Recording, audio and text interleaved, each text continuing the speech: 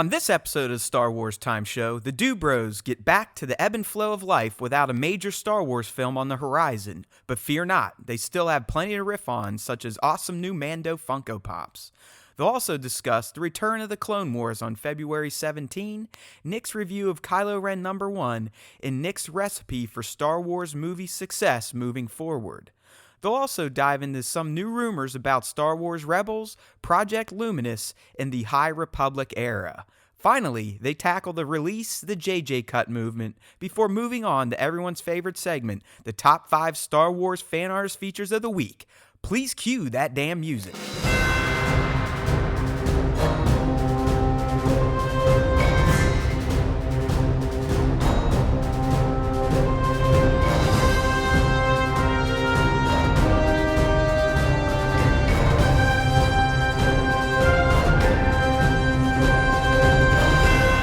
Hello, everybody, and welcome back to a brand new episode of the Star Wars Time Show. And guess what? It is a primetime version. We're probably going to be rolling primetime for the foreseeable future. You never know. Interviews, yeah, we'll sprinkle those in. But for now, we're probably going to be sticking to one show a week just because it's worked better for our lives.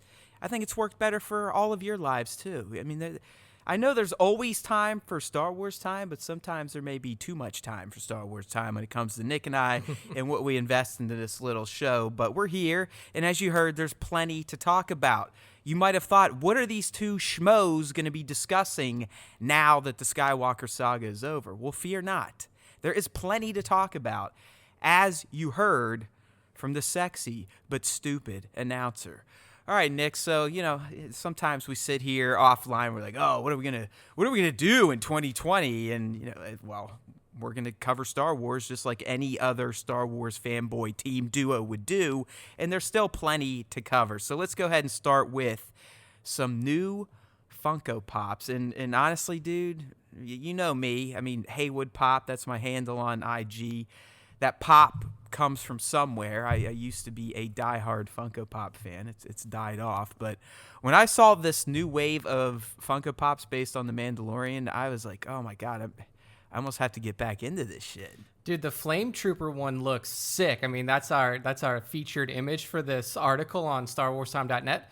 And I mean, like, the way that they got the flame coming out looks fucking awesome. I mean, you got a cool looking Grief. You got heavy Mando. I mean, there's a ton of great fucking looking figures here. And it's not just, Din Djarin, a.k.a. the Mandalorian himself. Like, all of the other figures look really awesome. Yeah, they now that the season is ended, they're finally like, okay, we're going to start rolling out the wave with some of the rando characters. You got the Zero guys in there, random covert Mando.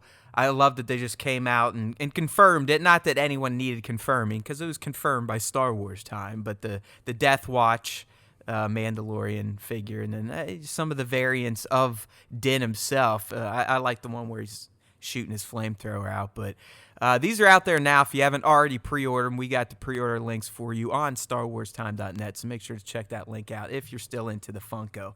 Not gonna lie, I still look at these things, and they have a charm to them, but they're just not charming enough to convince me to go back in head first. I'm going to stick with the expensive Barbies and the other little action figures I dabble in these days. So, Mando Funko Pops, we got them for you, StarWarsTime.net. Beautiful. All right, moving on. I have to congratulate young Nick here.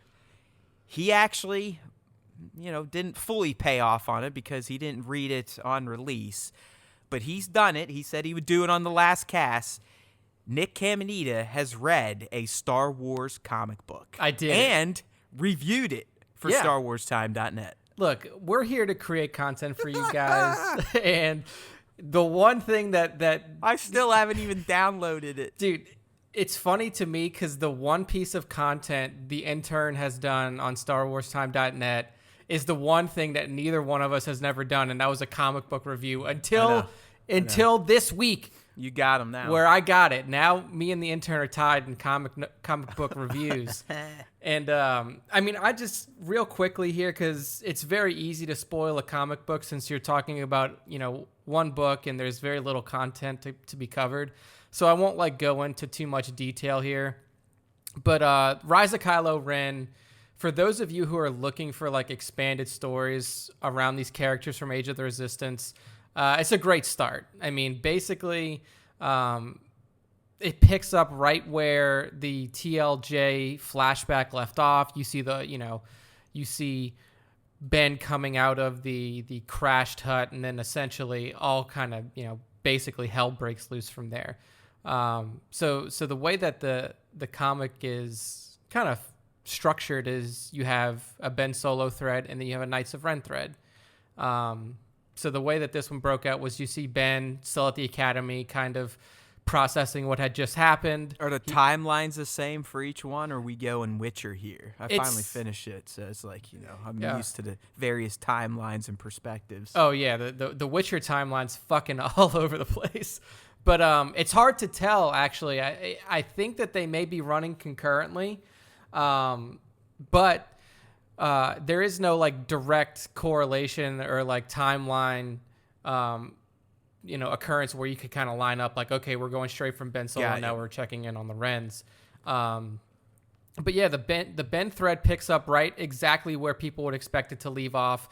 And the events that follow it are kind of, I don't want to say they're, expected, but they follow a very, reasonable pattern. Like Ben encounters I guess I'll have to ask how you took it all in, but now that you know his full arc, are you finding reading this now to be a little more tragic than maybe if you read it before you watched The Rise of Skywalker?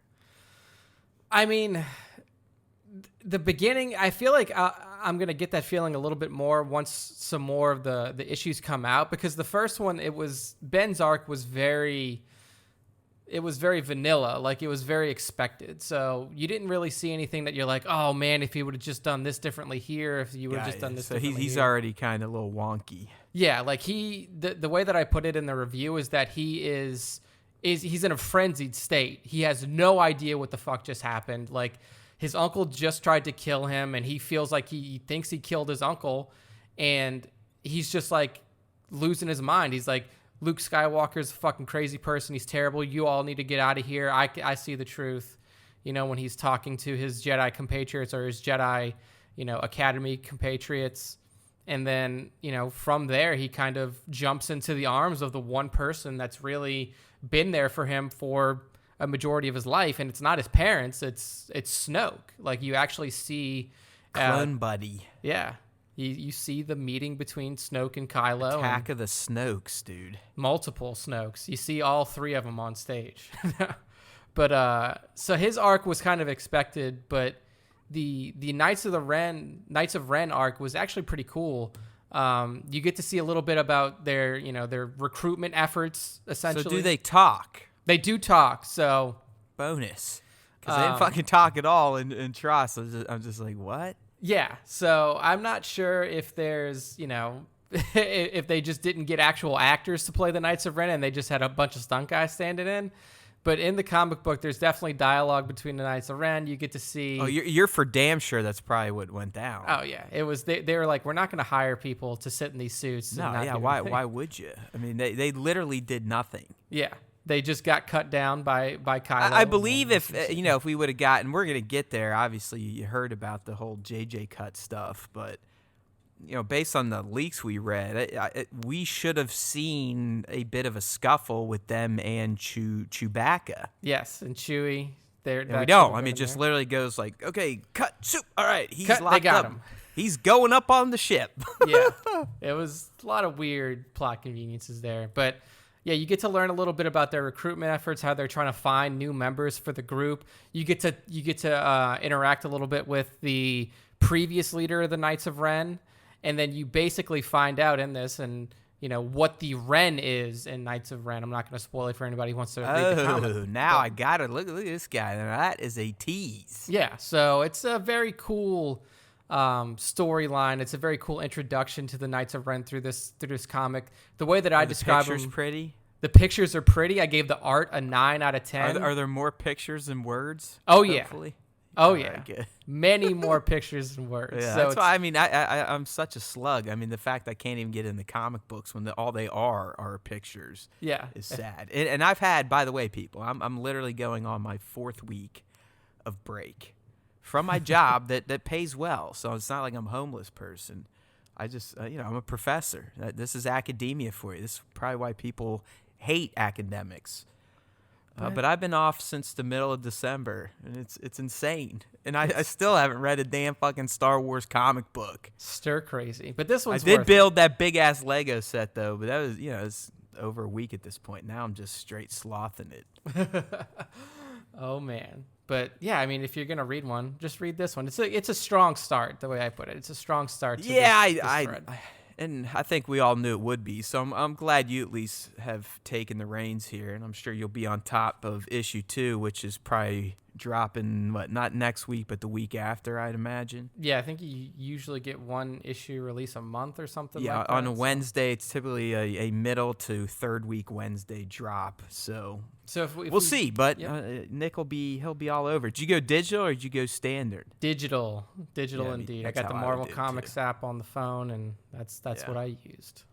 Yeah, buddy. All right, rock and roll. So moving on to some other great news here with actual tangible stuff, not just rumors. We're going to be talking about a lot of rumored stuff, and that's pretty much what this show is going to consist of, more than likely, at least until we get more official statements from Disney, which we probably won't get until, Celebration this year. Yeah. But we've got an official release date for the Clone Wars final season. It's going to be February 17th, 2020. I don't know if it was a mistake on Disney's part, Nick, but I think it was last Sunday or Monday. I can't remember the exact day. But they ran an ad on the Disney Plus site on computers that had the date of February 17, and then it just promptly disappeared. So but someone did grab a screenshot, and it's coming February 17. It's I believe that's a Monday. It is going to be a weekly release cadence, just like The Mandalorian, and you would have to assume the episodes are only going to be about 22 to 23 minutes. Maybe they'll give us full-on 30s. You never know, but it'll be here sooner than later. Yeah, I mean, it's super good that this is coming so quickly off the back of The Mandalorian. I mean, I know before this, we were kind of assuming we were going to get a Q1 date. We had heard February before, but we weren't locked into that. But this just goes to show that the content train is going to keep running, and Disney Plus is going to be the spot to be for Star Wars content until 2022 when the movies come back around. So, yeah, this is a nice little safety net for them to kind of catch some of the more casual Star Wars fans that might have just jumped on for Mando, but then they're heard about this, like, okay, I'll stick around. Because I've seen other people on Twitter, Hootsuite or whatever the fuck I use to congregate all these streams. But I've seen people like, oh, well, sweet, Mando ended in time for my 3-month free trial and this, that, and the other thing. And I'm out. I'll see you next season and yeah, blah, blah, blah. So I mean, I still think for families like my kid, there's plenty of content on there for Charlie. She loves this shit. Oh yeah, I know. Greg sent me a message on Facebook, and he's like, I think it was just a picture. It was like, canceling Disney Plus. Why? Mandalorian's over. I was like, dude, you got to stick with it. I don't know if it was him. Or Oh yeah, I think it's a meme. Yeah, if it's coming from Greg. Poor Greg, buddy, busted up his arm. He's living in Australia where the whole fucking place is burning down. I mean, it is not having a good time right now. So, if you're listening, man, hang in there. Hopefully, everyone's safe. That's listening from the land down under. But that is a bummer. What's happening? Yeah, and I don't know if you knew this, Nick, but you know how globes and maps they don't show the continents in proper scale. Yeah, Australia is. It's like the size of America. Yeah, I think it's either slightly bigger or the same, or around the same size. Yeah, it's a little bit smaller if you fit it all in, or it's almost like you've just plopped a heart-shaped apple in the middle of the country. Yeah. So pretty big place. Yeah, if it's coming from him, then I guarantee it's a meme. Yeah, that guy's a fucking jokester for real. But yeah, I mean, you're right, dude. I've been watching episodes of Star Wars Rebels. If I'm going to go back and watch the Death Watch arc of Clone Wars, it's all right there. My Yeah, I'm girlfriend not. likes it I'm too, not gonna make a full rewatch before the last season. It slightly bums me out, but doesn't, because I did a rewatch maybe a year or two ago. Yeah, you were pretty recent. But I do. I'm not gonna lie. I do want to do a chronological. I mean, it's something. This is posted on the official StarWars.com site. I mean, there is a guide to do a chronological watch of the Clone Wars, because whether you knew it or not, season 1 through 5 or whatever aren't in order in terms of the timeline. Now, I never did not knew that. Yeah, I didn't know either. that. What the fuck? I mean, the fucking movie that kicked it all off, dude. That's not even technically the first thing. Really? Because that's where isn't that where Ahsoka gets introduced to Anakin and assigned as his apprentice? Yeah, I swear That's to God, so I weird. think I have it saved here real quickly. I can pull up, but What a mind fuck. yeah, here we go, right here, and it's like I said, it's officially on StarWars.com. What is the first episode? Yeah, season 2, 16. It looks like. Oh my god. Yeah, and then you go to season 1, 16, then the movie, then the season 3, back to season 1. So yeah, it's fun. That's why would you do that? But all right, well, I mean, it seemed to make cohesive sense when you're watching it though. Like if you just watch it in episodic release order, things still fit together pretty well, but I guess you weren't really following like an act structure in that show. You were just kind of seeing different events that were going on during the I know. Galactic It just War. it never quite clicked, but it's a real deal thing. StarWars.com, search it. I mean, it's they have it out there for you. I mean, there's 121 episodes to watch. Damn. And the only thing that really truly goes in order, because it just makes sense, are the lost chapters. Yeah.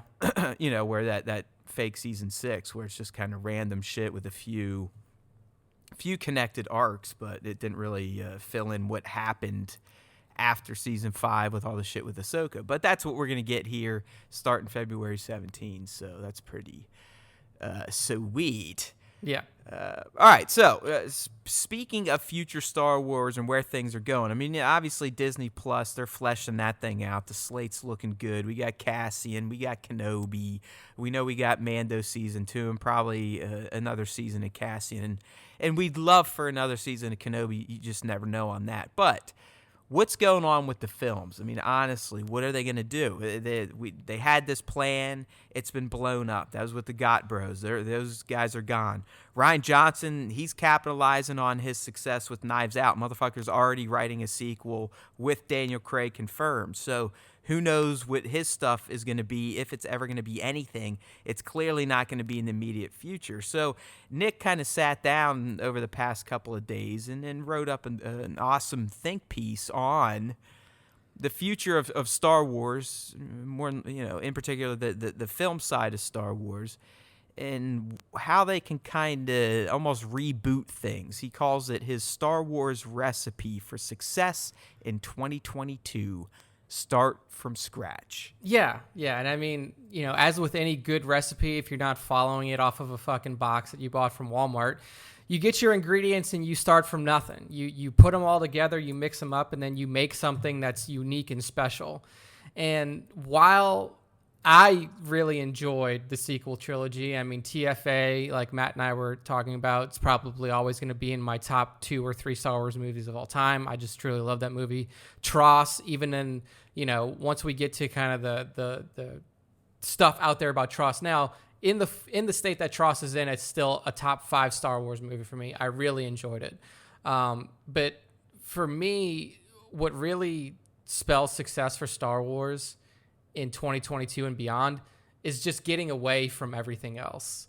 It is taking what you learned from the Star Wars that we know, the Skywalker Saga, this entire 67 year in-universe time, plot thread, and then putting it to the side and then saying, okay. You're saying even beyond what they did with Mando, where, I mean, Mando technically, if you just came in and knew nothing about the Skywalker Saga, you'd still be like, all right, this is cool. Oh, yeah. But it is connected to that universe. So you're talking Mando style or even beyond that? I'm talking no connection, like yeah. sever the ties. And I'm not saying that because I think that the content within that Skywalker Saga time period is dried up. I just think that if you want to be able to do what you did, like if you want to take the same approach that you did with the sequel trilogy and then give a lot of different writers and directors an opportunity to build story, the best way to do that is with a blank slate. And it's and the MCU method of storytelling, where they're not necessarily a trilogy connection, but there is a narrative thread that may just dabble between them all, but it still connects them all in the end. Yeah, exactly. So instead of having these trilogies that rely so heavily on the films that come before it, just telling stories, like using your movies to tell stories that interconnect to each other.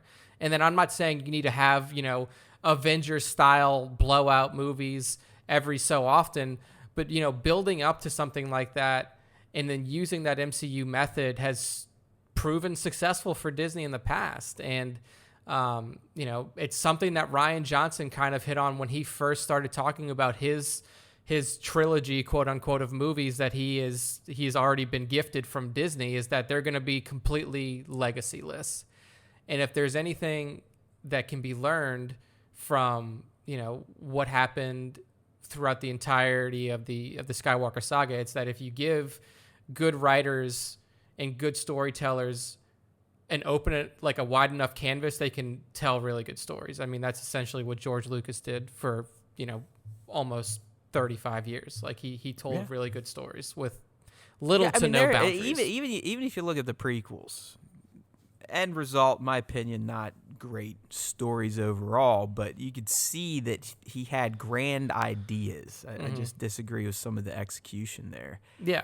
And it's some of the stuff we were talking about earlier with the new trilogy here. I mean, I really think having a cohesive vision, when we're talking trilogies, that is, the writing, I'm not even saying it has to be the same writer, but there has to be a cohesive, this is the plot from start to finish.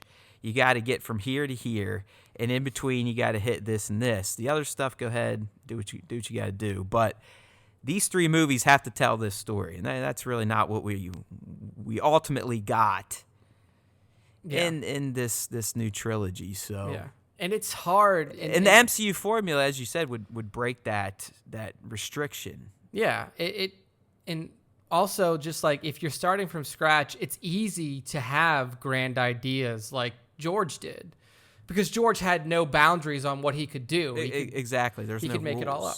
So like no rules. So when, with JJ and Ryan coming in to finish this up, they have grand ideas, but they're kept inside of this box. They're like, okay, well, grand idea even the can't little work. rules they broke, look what it did. I mean, both films, you would have to say, are probably, which is nuts. At this point, people on the prequels are just more or less, they're just kind of blah, but whatever. They were blah, George made them. We can't sit there and light them on fire.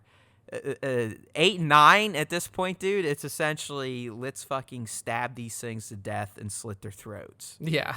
Like you have that division with each film. I mean, it flipped on Tross from what it was on TLJ. TLJ, you had the high art crowd loving it, where you had the so-called fans wanting to light it on fire, where this one now you have the high art crowd thinking it was just a disaster mess. But it looks like the fans have much more enjoyed it than TLJ. Yeah, it's a really weird conundrum. And, another reason why I think, and this is kind of my final point on the starting from scratch part, there's one other thing I'm going to touch on, is that when you start from scratch, all these people who had problems with the sequel trilogy, they're gone. Like, you cannot hate on something that has no pre-established narrative to build off You're of. living in a dreamland, dude. This is 2020. We have social media, we have YouTube, we have the internet. It doesn't matter.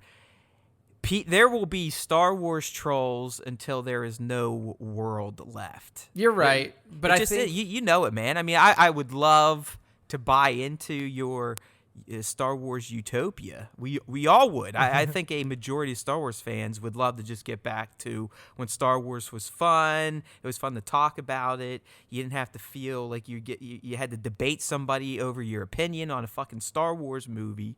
I don't think it's ever going to happen now. It just can't. Civilization is fundamentally changed because of the internet in good and bad ways. And unfortunately, the Star Wars fandom is in the bad category. You're right. But I think so. I'll put it a little bit better. Their issues cannot be hidden behind supposed displeasure with the story. Correct. So they'll just keep the racist ones front and center there. Yeah, so like when somebody says they don't like it, they can't say, well, I didn't like the way that Luke was portrayed, or I didn't like what they did with this character, because there is no establishment of character. There is no establishment of narrative. So if you don't like it and your reason for not liking it is based in either gender discrimination, racial discrimination, or anything like that, you're front and center, and then people can just call you out on your bullshit.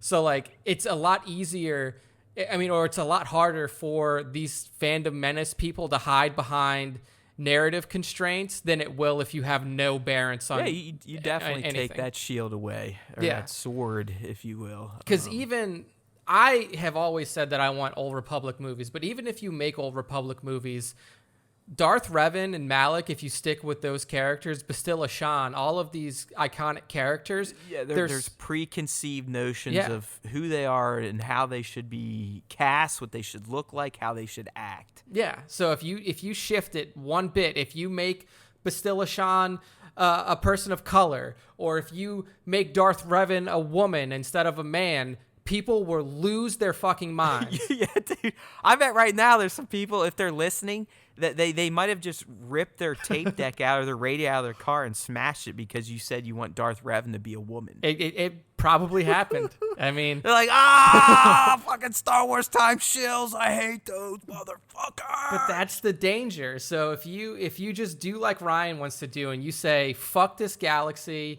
not in a bad way, but like, I want to take Star Wars and show that the essence and the lifeblood of Star Wars can exist in a place that has never been explored before with characters that you've never heard of before, then you take away all of that. If your primary foil is a black woman, people can't say, well, there's no female black foils in Star Wars, preconceived, anything like that, or, pre-written stuff. It's like, yeah, of course not. This is all brand new characters. So this is who she is. Deal with it.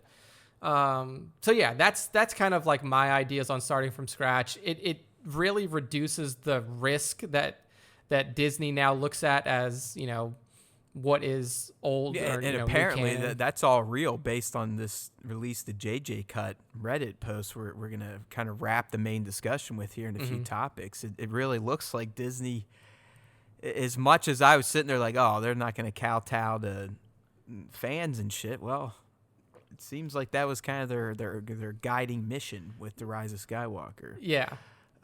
I know we were talking about jumping right into the Rebels sequel stuff, Nick, but I actually think the next Star Wars film rumors we got this week actually bookend nicely to your recipe for success for these films, because as Nick said, I mean, he feels like they should kind of get away from things.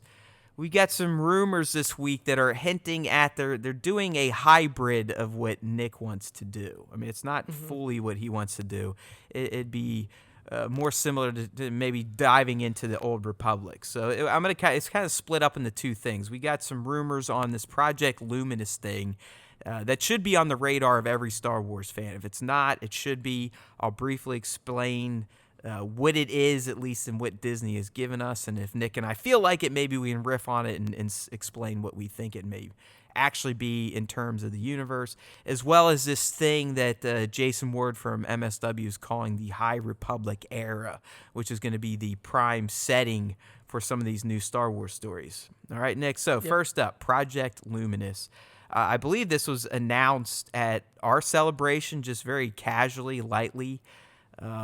But this Site Zero kind of got their hooks into some deals, and they provided some insights into maybe what Luminous could be. So overall, like general broad stroke Project Luminous description, it's It's going to be a multi-pronged multimedia effort to tell more or less an MCU-style tale. So I'm talking comic books that may have characters that also show up in actual books, that may show up in video games, that may show up in Disney Plus, in cartoons, in movies. Right, Nick? Yep. So that's kind of the general basis behind Project Luminous. That is the project. Is Project Luminous in world? Who knows? Is it just the name that the Star Wars brass has given us? Again, nobody knows. But what it's going to deal with, Nick, is, again, an overarching story across various platforms. But the main tales are going to be about a special group of Jedi who are tasked with going out and exploring the unknown regions. And these Jedi are each going to have a special, unique Force skill of their own. And clearly, they're going to have to use these skills together to defeat 3 distinct types of enemies they'll come across. We don't really know all of them, but this Zero site reported that one of these enemy types are said to be extremely powerful group of Sith entities. This is supposed to kick off in 2020, but apparently the first true entry is going to be a video game in 2021. And as we said earlier during Nick's thing, this is where the whole MCU-like approach is going to start to be delivered. I'm not saying it's going to be movies or TV, but it's definitely going to be heavy, it sounds like, in games, comics, and the books. Yeah, the multimedia approach is definitely, it lends itself to, like you said, kind of covering a span of I like things. it. I mean, for someone that is a lazy ass with the other media that Star Wars is in, this to me is motivation, because I've always said it. I am a lore freak. That's why I love this fake stuff, fantasy or sci-fi. I love the lore. Why is this world the way it is? It's not so much, yes, I love the movies. I love Star Wars, all that. I loved each movie in its own right, even Attack of the Clones. But I'm always sitting there going like, okay, well, why is this world the way it is? Yeah. You know what I mean? Give context to something else. Where did this come from? Yeah. Mm-hmm. Yeah, so, I mean, this type of stuff should motivate me to, all right, if I'm playing a character in a video game and I come to love him or her, and they're going to show up in a comic book arc, hopefully there's motivation to go do that. And then their story is going to continue in a Disney Plus series or a movie. That's the type of stuff that this Luminous is sounding like. Yeah. And kind of the tie into that, Nick, is the reveal from MSW that apparently the Luminous projects and possibly even some of the films in the timeline that Nick was talking about, 2022 and beyond, are going to be set in something called the High Republic era, which is described as a golden age of sorts for the galaxy. Sith are thought to be just gone, extinct, although we know clearly the rule of 2 is still in effect, and Jedi are truly peacekeepers at this point in time. Yoda will be in the mix, serving on the council. It doesn't sound like he is the Grand Master or even a Jedi Master. Oh, yeah, he would be a Jedi Master if he's on the council. But it's not known if he's going to be involved in the Project Luminous Jedi group I talked about earlier, like this group of each has a special Force skill. MSW also clarified that the films in this era are part of the Project Luminous. Just want to go over that again. So they're not going to be true trilogy type of movies, which is, like I said, the hybrid version of what Nick would like with the films in 22 and beyond. But it will follow that MCU model of like, okay, well, here's a movie. We just met this character. Oh, maybe there's a stinger to set up a next movie. We're going to meet another character, and then this another character. All right, we've met all the Jedi and all the bad guys. Now we're going to have a fucking Infinity War Star Wars style. Yeah, it's I mean, the way that I take it is that, you mention a group of Jedi exploring the unknown regions. Like, you may have that as your intro. Like, you have these 3 Jedi. They're tasked with exploring the unknown regions, but each one has a different place they're going. And then that leads into each of the 3 separate movies that are being made that are interconnected, but not necessarily a trilogy, which would also lend itself to them having different powers and them encountering different types of enemies because they're exploring different regions of the unknown space and everything like that. It seems the unknown regions is going to dominate a lot of future Star Wars storytelling, and there's a reason for that. And hell, it's in the name itself. They are the unknown regions. It's really unscripted at this point. Outside of what The Rise of Skywalker has given us, Star Wars Resistance has given us, some of the books clearly have given us with Thrawn and whatnot, but that's it. I mean, the Unknown Regions is wide open, and it sounds like this is where this High Republic era, although, if we're going to be set in this era, you're clearly going to get some action in the core galaxy, the Inner Rim planets, the Coruscants, this, that, and the other thing. I still think it's odd we didn't see Coruscant in this new trilogy at all. Yeah, I mean, they basically, I know the New Republic wasn't set there, but still. Yeah, you didn't even get like a passing view of it. I mean, but this Project Luminous, to me, the first thing that I think about is brand saturation, because that's what they're doing. They're saturating every part of media to essentially build what is going to be the next quote unquote Skywalker saga. Like, even though it's not going to be structured the same way, what is happening here with Project Luminous is meant to be the next era of Star Wars. Like, Skywalker Saga was a three-act structure. You had 3 trilogies telling 3 different stories over 3 different periods of time that all connected together through lineage. And now Project Luminous is essentially a new version of that, except without the connected lineage that runs through the entirety of the 9 movies, or that would be in the Skywalker Saga. And if you're doing this with video games, comic books, with novels, with TV shows, with movies, like, you are saturating the landscape, the Star Wars landscape, with this material. So instead of, if done right, dude, this is MCU 2.0, because the MCU still mostly stuck its core narratives in the movies. Nothing else. Yeah, there was video games based on stuff and comics based on stuff, but it's not like the stories bled into each other and you kind of had to know the other stuff. And the way that this has at least been reported by Zero and MSW, it sounds like, if you really want to be in the know with these luminous projects, you are going to have bounce throughout these different forms of media. Yeah. I mean, you have to play the games, you have to read the comics, the novels, watch the TV series. But I like this approach because I don't know how much then the movies they would tie then, because you still got to think that. Yes, there's people like you and I. There's people that listen to Star Wars Time Show. But that's us.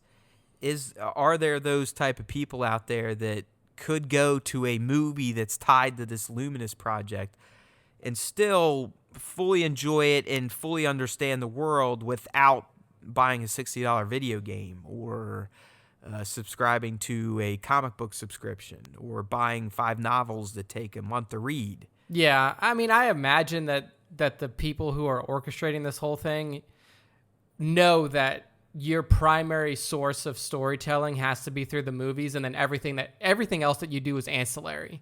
So like cherries and lore cherries is that's what we'll call them. It's like, for example, there's a lot of Star Wars canon novels out now. In fact, there's a novel that bridges the gap between 8 and 9, between TLJ and TROS, Resistance Reborn, which my fat ass will never read that shit. Yeah, but like, that features main characters. It features Poe, features Rey, features Finn. I'm such an asshole. like I just sit here, I'm like, I love lore, and then I essentially refuse to add to the lore. Yeah, but they know that you're going to do that. They know that there's a ton of Matt Haywoods out there who are not going to fucking read anything that has words and not pictures. So that's what it'll be. Like, at least the ancillary content that is not films is going to be, it's going to be additional things that don't necessarily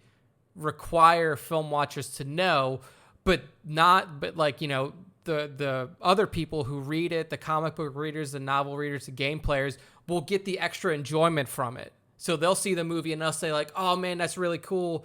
That was in the game that I played. This is how this ties to here. And stuff like that. I love those moments. So just like even watching The Witcher, I know it's based on Comic the books. novel. It's Novels. My ass. I mean, it's clearly. I mean, just the look of Geralt is dead on fucking the video game. Yeah. But either way, the fact that I played the game and just hearing some of the lands, some of the kingdoms, and even some of the characters, obviously Triss, and I think Stregobor was one. Yeah. I believe Jaskir's name translated was Dandelion, which is the fucking homeboy singer in the game. Yeah. Obviously Yennefer and Ciri. So, yeah, obviously those moments are. That's why we do what we do, like you said. I mean, that's why we put in the time and the effort to waste time in our lives to study this shit, so we can have those moments when we're watching something with other people and we're like, oh yeah, and they look at us like, the fuck's wrong with this? Yeah. Like, why am I with this person? Why am I friends with them? Why am I their lover? You know what I mean? Yeah. It's like we got problems, but we love it. I like this idea. I like the concept here. Now, the second part of it, Project Luminous, I love. Let's make that very clear. The second part of it kind of, like you mentioned, is not... Well, yeah, that's what I mean. It's a hybrid of your idea, because if we're going the High Republic era, it's still, especially with Yoda Boy, I mean, it could be... I think they said, 400 years prior to the start of the Skywalker Saga, so the Phantom Menace. Yeah, so Yoda's been trained, because at the end of ROTJ, he's like, I've been training Jedi for 900 years. So at that point, he's only been training Jedi for 500 years. Like, so Yoda, like, I'm not going to say it's dangerous, because it's not. Like, you've gone far enough back to where... He's really the only character that could be in it that we would know. Yeah. The only other thing that they could do to really fuck shit up is, like, Darth Bane was, like, if you bring him in, he's now canon. Like, Darth Bane was canonized in the animated series, so he can be in stuff. Well, yeah, the rule 2 is in effect, so you would think there would be mention, or not mention, because they don't know they're around. Literally, the Jedi did not know the Sith were around for 400 years. Yeah, I mean, until the Phantom Menace. That's literally what it is. It's like, what's going on? Oh my God, the Sith have revealed themselves. What the fuck? Yeah, I mean, so it's far enough away to where they can't possibly lean on content that we've already seen. There's no way that you can reference 400 year in the future content. So Skywalker Saga references or like. Yeah. So I mean, it is a true hybrid of your dream, because Yoda and Coruscant and maybe even the Jedi Temple would be the only things they would obviously have to make as content correct as possible. Outside of that, the Senate could look completely different. I mean, Coruscant could operate differently. I mean, we're talking 400 years. Yeah.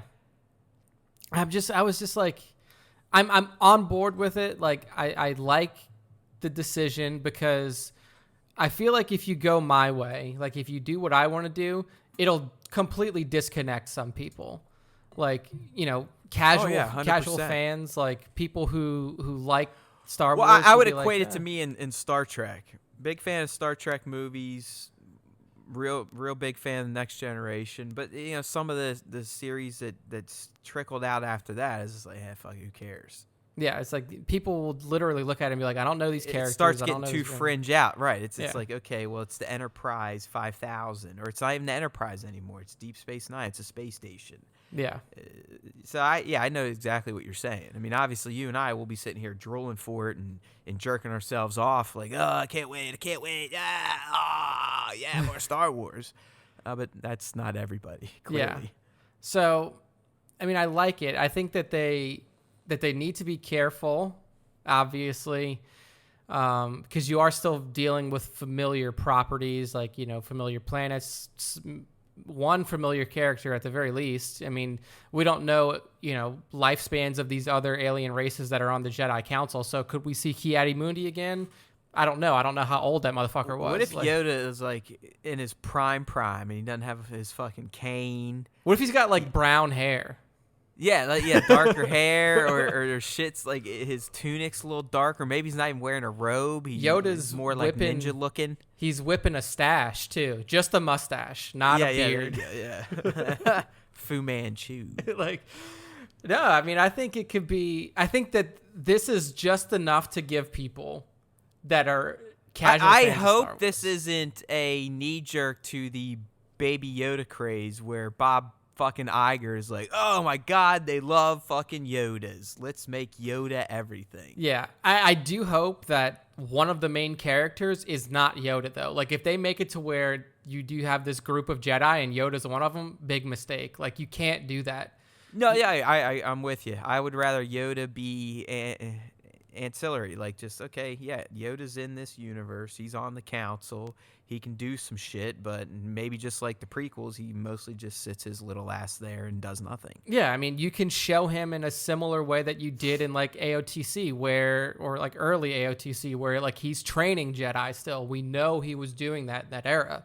So, like, maybe one of these Jedi that's going out is an apprentice of Yoda, or was a Jedi Knight that was trained under Yoda, and Yoda kind of gives him some guidance before he gets out on the fucking, the ship and goes out there. But I don't think you can lean on him as a crutch. But I do like it. I like the idea. What I'm not a huge fan of is that there isn't... I want to see what they do to build conflict in this galaxy. Because one thing that I mentioned to my friend when I was kind of spitballing was, man, it would be really interesting to see Star Wars movies that didn't rely on a war, because we've never seen one. Like, every Star Wars movie we've ever seen is in conflict. Like, prequel era, the first 25 minutes of that fucking move of TPM, there's no war. After that, war's going on the whole fucking way until the end of TROS. So it's going to be interesting to see what they do and how they implement new characters to build conflict and to bring us into an era of Star Wars where you're not constantly in conflict with another entity. It's not like Rebellion versus the Empire or fucking CIS versus Republic. It's going to be a completely new thing that we've never experienced before.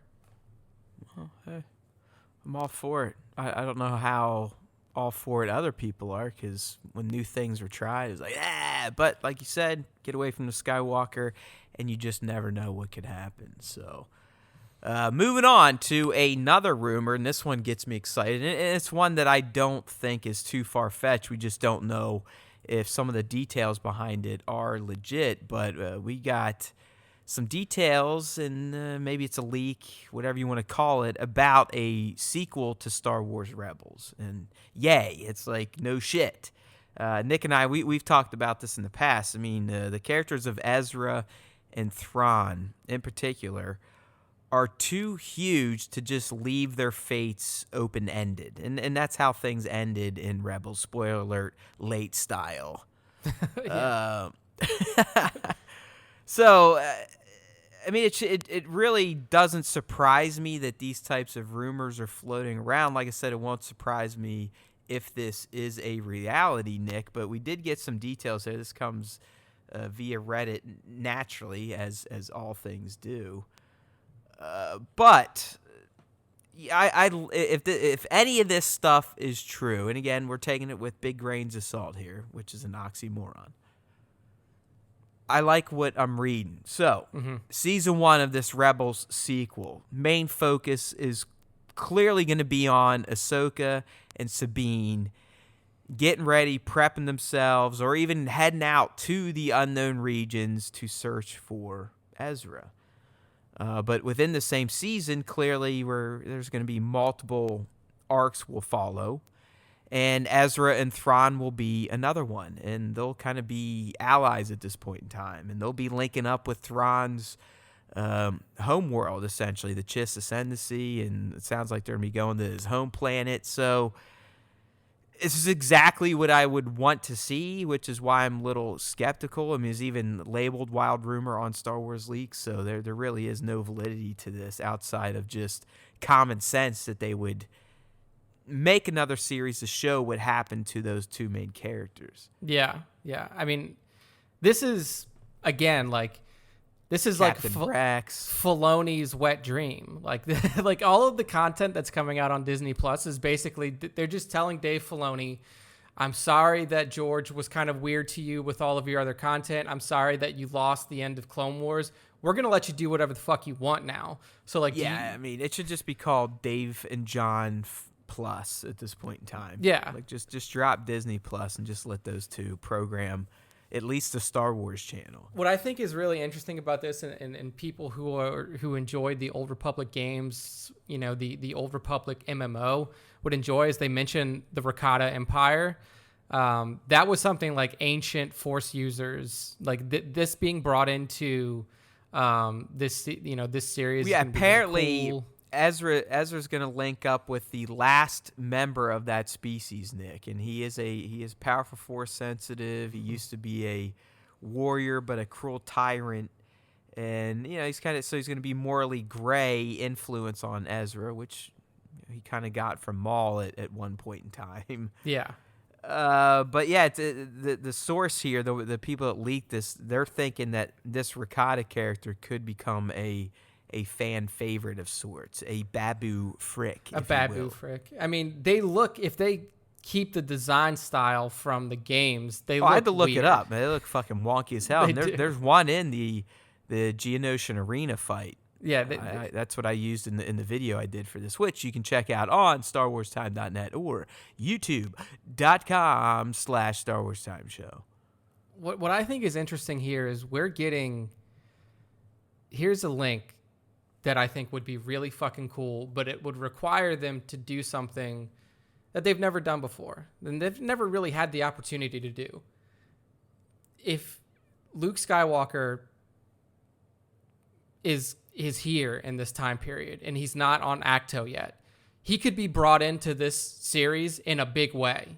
Like, you could have a legit version, a legit animated version of Luke Skywalker. Yeah, I mean, and you could do it smart too, because we learn in Tross, spoiler, that homeboy in Lando, I mean, it seems like Luke, and how that was even teased in Battlefront 2's campaign.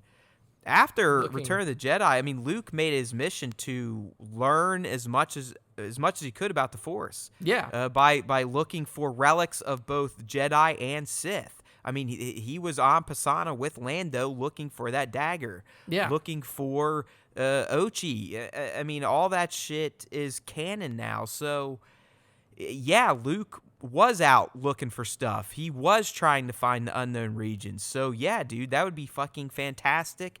It would be awesome, and it would make complete narrative sense at this point in time thanks to The Rise of Skywalker. Yeah, and I mean, look, Luke Skywalker definitely knows of Ahsoka Tano. He also definitely knows of Ezra Bridger.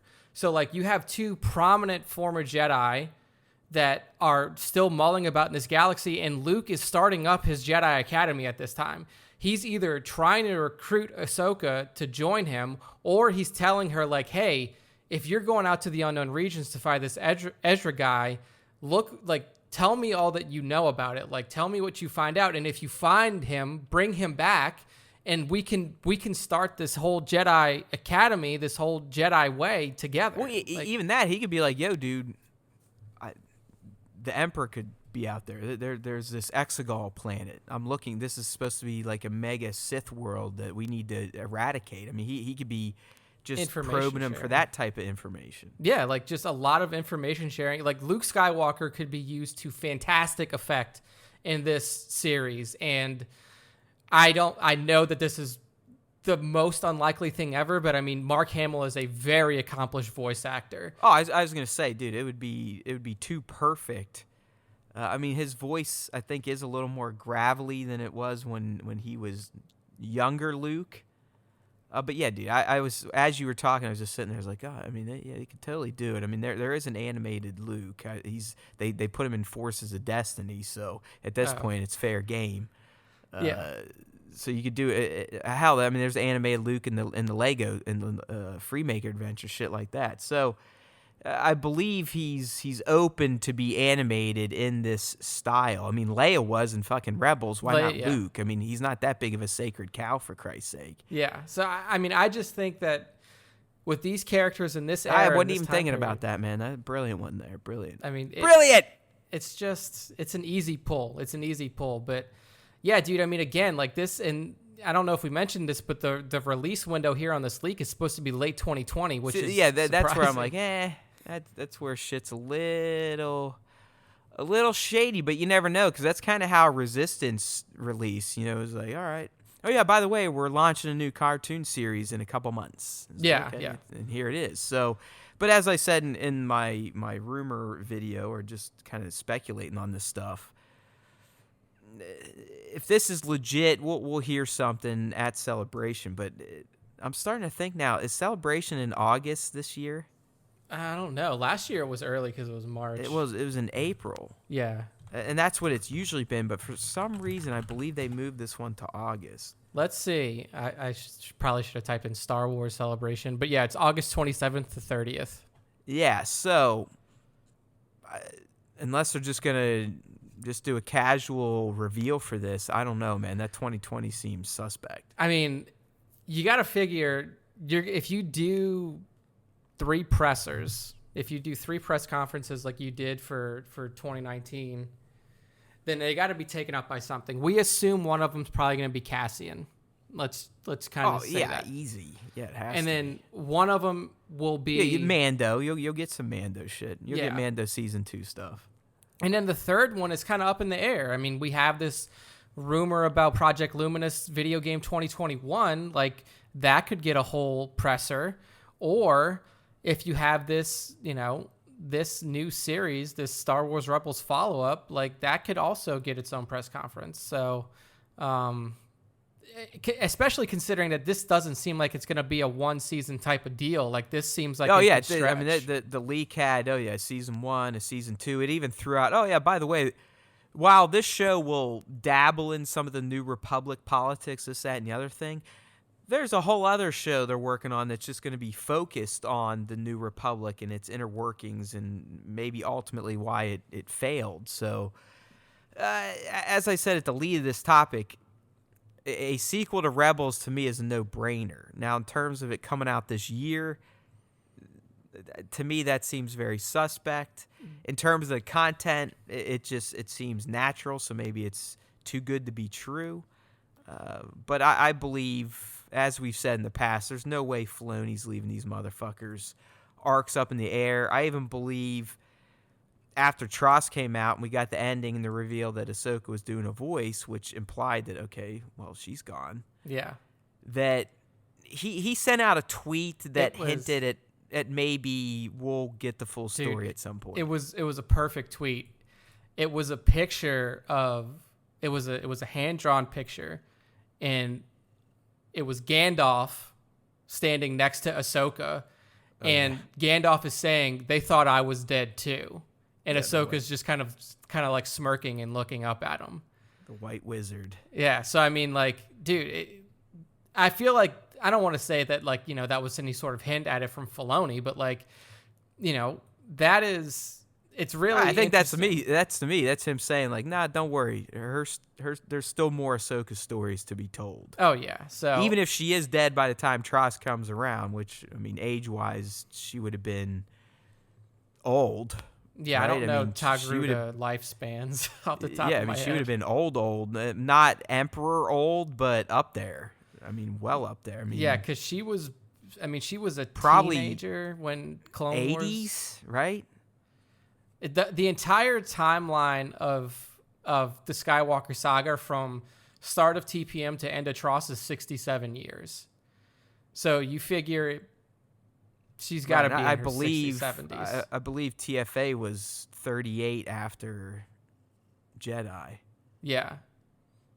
And she would have been old in Jedi. I mean, you got to remember, she is a Clone Wars heir. She's an Anakin Skywalker heir. So if you figure she was 15 years old, AOTC time, AOTC to ROTS is pretty quick. I think it's only 2-3 years. 2 years, if that. Yeah. So say she's a teen at 18 at the end of... Yeah, by the end of Clone Wars, she's 18, 19. Yeah. So then you bring that... So she's, 30, mid-30s by the time A&H rolls around. A New Hope to Return of the Jedi is only 6 years, so she's in her 40s.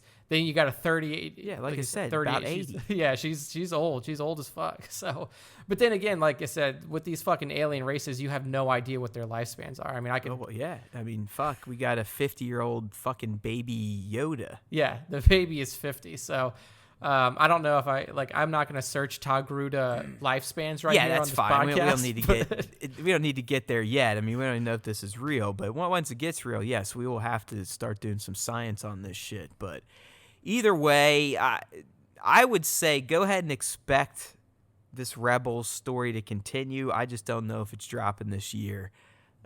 But we shall see. You never know. I mean, if Disney's feeling sorry for itself, it could just go one day like, oh, hey, yeah, we're doing Rebels. And then a bunch of people are like, yay, we love you. While some people are like, yeah, we fucking hate you. I hope you die. Yep. But as we said, that is Star Wars these days. Ugh, the unfortunate circumstance. Yeah. And moving on to fun Star Wars, the big one here. And this is something, obviously, if you're like Nick and I, or hell, I mean, these days, even if you're just on social media, you've probably heard about this buzz. It started up a few days ago based on a Reddit post in the Saltier Than Crate thread. Yeah. Which I believe is known for people that work on Star Wars to come and bitch about it. I think that's the gist of the board. Or is it just for fans to bitch about Star Wars? Either way, there was this massive post about apparently what went on behind the scenes with Tross and how Disney treated J.J. Abrams and how essentially the movie we got on December 20th was not the movie he thought he cut together and turned over to Disney for distribution. Yeah. I will preface this by saying that one of my friends sent me this Reddit thread. And this is before it started getting picked up a lot of places. It was early on. I read it and I was like, man, this sounds kind of off. Like, it doesn't seem like it's legit. And then we started getting verifications. We got Dominic Monaghan saying some stuff. And then we got other people saying some stuff. And it turns out, like, probably we don't have any sort of hard confirmation on any of this stuff. But, like, this is looking truer and truer. This is a clear where there's smoke, there's fire type of situation. I mean, I think some of the bullet points in this thread, and we're not going to go over all of them. I mean, Nick will have it linked for you in the cast post here, Cast 91, if you want to go check it out. But as I said to Nick earlier, they've also added an edit and updated the leak with some clarifications and more source verification, as well as a statement from the source.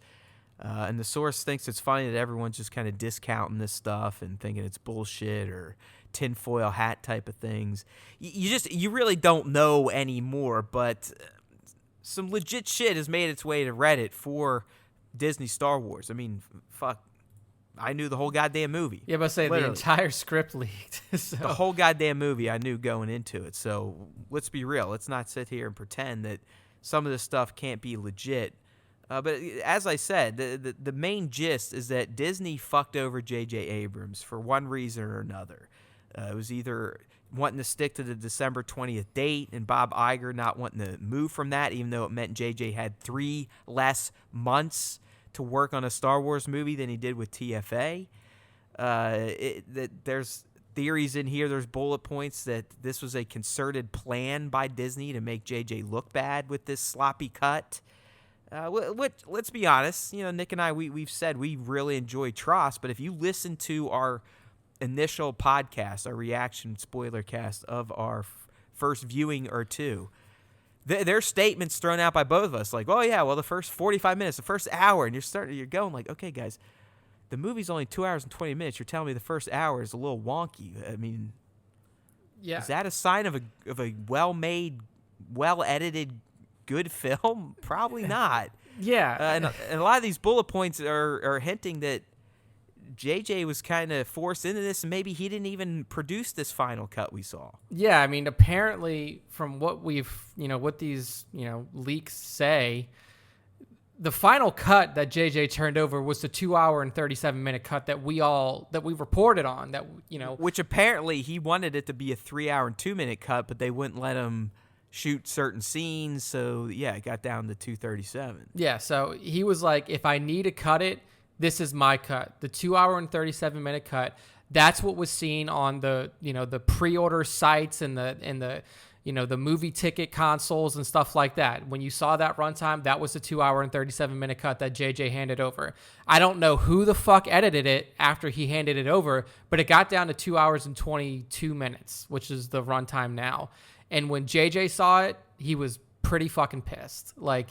Yeah, so apparently there was just demands from Disney on the story. They had to change it, that altered things, that altered his vision. He, like I said, he wanted to do some scenes that he thought were crucial, but Disney would shut it down due to money. You remember we reported this, the ending that will blow your mind. I believe that was Kevin Smith that talked about this. Yeah. And this was the deal where we were supposed to see Hayden, Ewan, Sam, pretty much any character that wasn't animated was supposed to be on set, voicing that and actually helping Rey. They were going to be almost like a Force ghost barrier between her and the Sith. But apparently that was cut because of China and a certain shade of blue for the Force ghosts. Who knows if that's true, but again, that scene was cut, and we've heard about this multiple times now, that scene was supposed to be in there, but it was cut for one or another reason, ultimately screwing his vision. The source said that JJ at some point, who doesn't yell, screamed out in a meeting, "Why don't you just put directed and written by Lucasfilm then?" in a meeting. So again, is this shit true? Who knows? You just don't know. I talked to my stunt buddy who's been in Hollywood for over a decade now, been involved in big projects, big movies. And he's like, dude, I could totally see all this being true. It'd be like me being on set, being pissed off or feeling like my dude got fucked over and leaking shit out. Yeah. From my big takeaway here is that this was all Bob Iger fearing the Fly Now. That was a Disney demand, and it was one of JJ's least favorite scenes. See, it's I guess when he was interviewed, Nick, I didn't see this, but I guess when he was interviewed and someone asked him about the criticism, he replied, "You're right." Okay, but wait. See, this is where it gets really, it kind of pisses me off, because they selectively use things and they don't give the additional context as to what was actually said. So JJ, most likely when he said "you're right" in an interview when they asked him about Tross criticism, that wasn't an interview. That was a Q&A with an entire theater full of people. There's a video of it online. You can see it. Somebody said, they asked him about the criticisms about Tross, and he said, they're right. And then he also said, he went on to say, and the people who love it, they're right too. And then the rest of the quote is something like, "We knew when we were making this movie that there was no way we were going to make everybody happy, and that decisions that we made were going to piss some people off or make some people unhappy with the direction of the story. And we were okay with that because we've realized that we have to tell our story and not the story that everybody wants us to tell." So that whole part there is just completely taken out of context to make it seem like this dude is making a point that is in line with J.J. Abrams. That is that one also, the other one that I will say makes no sense is the Fly Now one. This guy calls out they want to have things for merchandising. They Fly Now is on no merchandise at all. It's not out there. So I don't know if they plan on releasing it in the future. It's not on merchandise. So that part is just completely false. Who knows? But it didn't seem like a JJ line to me. I wasn't offended by it like some people, but it didn't seem like it's something JJ would be like, "Oh yeah, this will go over well." Yeah, I can see why. I don't know why they would want to fucking put that in particular, but I can see what they I can see the reason behind things like having marketable lines in the movie. I'm sure that a lot of producers and studios do. So anyways, the good stuff here. Early cut November, 3 hours, 2 minutes. Okay, well, there's a lot of shit on the floor. JJ, I guess last January was like, "Yo, can we do 2 films?" That was way before Terrio even put it out there in an interview just last week, I believe. Yeah. Again, like I said, there's a lot of smoke. A lot of it's probably bullshit, but there's been corroboration by other people heavily involved in this process in legit publications that aren't called Reddit. Over basically a 9-month period, JJ was realizing that one by one, his ideas and scenes were being trashed, thrown out, or completely altered by, quote, people that have no business meddling with the creative. So like Nick said, think Bob Iger, think other dudes in suits. Don't try to put all the blame on Kathleen, but trust me, Kathleen has a lot of blame for this trilogy too. Her and Bob have a ton of blame, but in the end, Bob controls the fucking purse. Yep. He is the bank keeper. He makes all the decisions. And it sounds like he's making way more decisions than a CEO of Disney should be making when it comes to art. He almost has, the way that this sounds, it sounds like Bob Iger's got final cut. Like, which... Well, dude, he confirmed as much when he was talking about how he watched each episode of The Mandalorian 3 times. Once to see the first cut, second to see if they incorporated any of his notes, and the third time just to enjoy it. Yeah, I mean, It's like, what the fuck, man? Yeah, the guy is a complete narcissist. That's pretty clear. But the fact that he has gone to the lengths that he has gone to, I mean, you know, to do what he did to Tross is just like, what the fuck are you doing? Like, this last point here, they were not on the same page when it came to creative decisions, and it became obvious that Disney had an agenda in addition to wanting to please shareholders. Disney could, quote, afford messing up 9 for the sake of the bigger picture when it came to protecting things unrelated to 9. So, like, from what it sounded like, Iger, and this is Disney, this isn't Lucasfilm, like, I don't know what Kathleen's involvement is once you get outside of the Lucasfilm sphere, but it sounded like Disney was like... She's still way under the branches from where Bob's at. Oh, yeah, like, she's, you know, way down there. And, you know, it seems pretty clear that Disney was like, look, we now know, like, we have other properties. The one thing that we don't want to do is burn it down completely. So what I really think happened here is they were scared. Like, Bob in particular was scared that if you make this endgame length, then you lose the audience. And he really you're saying if it's that long to start with and it's as divisive as TLJ, we might get 1 weekend or 2 weekends. Yeah, we'll win them, but then we're not going to get that repeat business. Yeah. The guy is still, he's a pussy. He should trust the Star Wars brand and just look at what people did with Endgame. I mean, I saw Endgame 4 fucking times in theaters, and it's a 3-hour movie, and it's a Marvel movie. It's not Star Wars. I don't nearly have the connection to Marvel that I do to Star Wars, but it's a damn good movie, and I like watching it on a big fucking screen. Yeah, and look, like, I don't... The one thing I won't get, like, from these people, some of these people... I highly doubt Disney would make a concerted effort to try to tank a movie. No, yeah. Because in the end, they're not going to take their investment and flush it down the toilet. Yeah, like there's zero chance that they went into it with malicious intentions towards JJ, which is kind of like, actually the rumors kind of spell that out explicitly. They say that, you know, Bad Robot...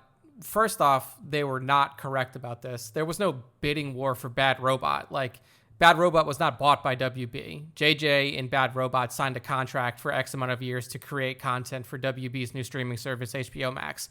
So the studio wasn't bought. That's false. They were just... So, like, it's possible that Disney was also saying, like, hey...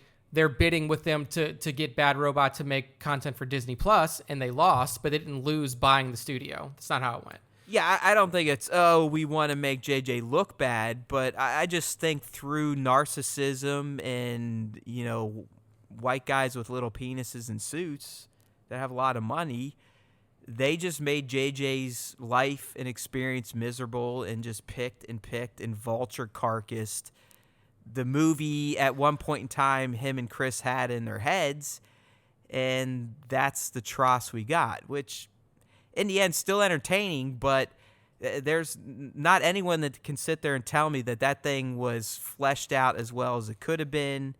It wasn't a rushed edit, as we've said, for the first hour or so, and that you kind of missed out on some really hardcore emotional payoffs.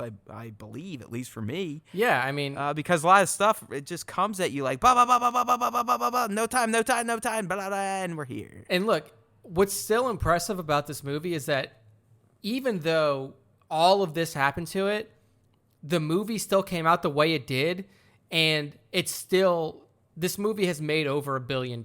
Like, the box office numbers come in weekly, and up to January 1st, it made $915 million. By today, it's over $1 billion, guaranteed. So this movie has made bank, and it's done what every other Star Wars movie other than Solo, which, for context, Bob Iger decided to move. Like, he admitted that in his own book, that he decided to move that film. It made $1 billion just like every other Star Wars movie that Disney has created. So the fact that this movie is this good after being as skewered as it is impressive. And the fact that they did have those moments that you've mentioned and that I've mentioned that pull on your Star Wars emotional heartstrings is a testament to what JJ built before the cuts. Oh, so, yeah. I still, just reading this stuff, and as we said, I mean, you're getting confirmations from Terry. Oh, yeah, it should have been 2 films, or that just implies it should have been longer than 2 hours and 27, whatever the fuck it was. I mean, when we got that final runtime, you heard me have my little pissing party about it. I mean, it's ludicrous that they wanted to tell this movie, technically 2 movies, in the shorter time than the Phantom Menace or whatever it was. Yeah. It was insane, and I know, it's just deep down the whole time I'm sitting there like, really, JJ, is this? And it's starting to make sense now. Mm-hmm. It does. It probably wasn't JJ's call to have this rushed edit and this short cut, this shorter runtime, to not have the longest Star Wars movie as the final, because of the fears and of controversy and this, that, and the other thing, of people not wanting to sit for a long movie, or if it is long and it's not glowing reviews and then people don't want to come back. I don't know. Bob Iger has overthunk himself to Star Wars' detriment at this point. Yeah. And in the end, we're the ones that are fucked, because this has gone from something to where we were supposed to have movies and content all the way through 2021. Yeah, like Bob Iger had confirmed, like, oh yeah, we have film plans through 2021, right. And it got chopped. And now the film side at this point, is Nick has, I think at this point, done at least 2 pieces on it, it's a mystery. 2022's there, but what is it? Who's doing what? It's gone. I mean, there is no plan at this point. That the plan that was there is gone. Yeah. So, I mean, and here's good context too, and people might not remember this, but like this type of controversy with a filmmaker and Disney in particular, this isn't the first time we've heard about this. I mean, go back to Age of Ultron, and go back to Joss Whedon and everything that was coming out at that time. Now, I don't know, because I wasn't nearly as invested in Marvel as I am in Star Wars, and I wasn't digging into the stories that were being told behind the scenes and everything like that. But a lot of, pretty prominent, media outlets were writing that, like, Joss Whedon was essentially, like, directed on how to make this movie, on how to make that movie. And that's why he left the Avengers and left the Marvel universe, is because he's like, I can't work with Disney anymore. Like, they screwed me. Yeah, here's some other interesting nuggets here. Again, who knows what's true or not. I guess another quote from JJ is, the cut they released looked chopped and taped back together with weak Scotch tape. I mean, on the Leia sacrifice, apparently due to the Disney cut, the ultimate sacrifice that she did made, I guess it went over some people's heads. I mean, I did have some people, like, my friend asked me, he's like, well, what happened? He was like, did she die because Rey stabbed Ben, and like Leia put her Force essence in Ben? I was like, no, she just sacrificed herself. Like, she let herself die and become one with the Force. She essentially used so much power to finally crack through and reach out to him, and him actually turn around and hear it. But apparently, JJ's cut, released the JJ cut, it was going to be a little more clear that the sacrifice she was making was going to cost her life, and that she helped to manifest the vision of Han and to essentially get Kylo or Ben himself to come to the correct conclusion about his life and to quit being a fucking dickhead. Yeah, yeah. Other things here, there's supposed to be more scenes with Rose and Rey. Yep. JJ wanted to give Rose a more meaningful arc, but that all got whacked, which probably would make sense because Disney, Rose was one of the controversies. If they had control of the final cut, they would have whacked that. Apparently, in the 3-hour cut, we would have saw Finn actually use the Force. And I know the exact scene they're talking about. It's when they're on the outside of the Star Destroyer and BB-8 has to kind of open a door for him or some shit. Yeah, it's like BB-8 does it instead of Finn. Yeah, I know exactly. Babu Frick, the execs wanted to cut because they thought he'd be like Jar Jar Binks. I just don't fucking get that. Like, well, it goes to show you how fucking dumb executives are, the non-creatives, as JJ said. Yeah. We're supposed to get a bunch more scenes, and I could see this, where it was just Rey and Kylo just separately now, going through more quiet, reflective moments about what they're experiencing in terms of, Rey realizing that she has a dark streak. Hell, she has dark side genes, essentially. And Ben always, being torn between the light and the dark. We were going to get more moments of that. Like, this is the moments that I was talking about in my review, and then in the, like Matt mentioned, the post-Tross reaction cast that we recorded is like, those are the moments where the movie would breathe. Like, that the movie didn't have time to breathe. They didn't have time to process anything. Like, these moments where they're reflecting and they're sitting, they're emotionally drained. Like, that's where you get time to process things that just happened and things that are coming. So I don't know why. I mean, yeah, just think of a Rey moment. You got to have Rey sitting there, and maybe she daydreams off, and we see Palpatine's break with his son. Why weren't they? Why did he hate him? Dude, why did Palpatine's son end up on Jakku as just a nobody? Like, the best part for that to be done is right after she shoots fucking Force lightning out of her hand and thinks that she kills Chewbacca. But like, it happens so quickly that you go from that to Kijimi that like you don't even give Rey time to acknowledge that happened outside of her initial reaction when that thing blows up. Like, there was probably a scene right there where she's contemplating, she's dreaming, she sees herself using lightning and like all of these dark thoughts come in her head. Like, shit like that gives you time to appreciate what you've just seen. So yeah, I mean, I definitely don't know why they would want to cut that. Like, it makes no fucking sense in a narrative storytelling fashion. But then again, Bob Iger's not a movie writer. He is a theme park executive. Like, yeah, he's, what he is. He's a jerk off. Yeah. Apparently, JJ was against the Reylo kiss, which I can't disagree with. I mean, honestly, I've seen it 4 times now. It is weird. Like, it doesn't seem like that should happen. Yes, they should be close to each other. Like, I felt like his nice tight hug of her was good.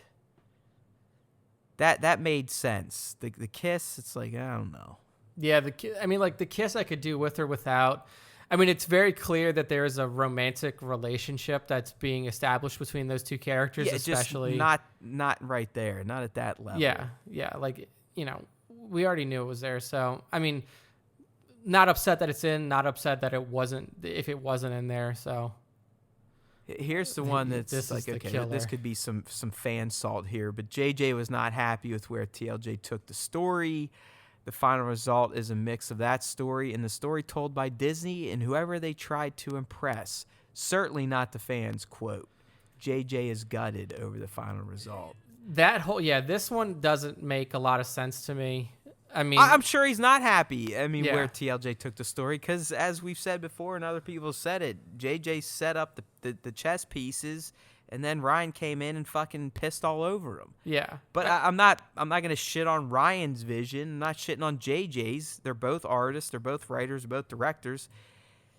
This is Kathleen Kennedy. This is Lucasfilm. This is Bob Iger. Why the fuck did we ever think that this would be a good idea to be like, okay, yeah, Nick, you write and direct the first story, and guess what? Matt's going to do the second one, and he doesn't have to fucking read your notes. Yeah. He can do whatever the fuck he wants. And you know what?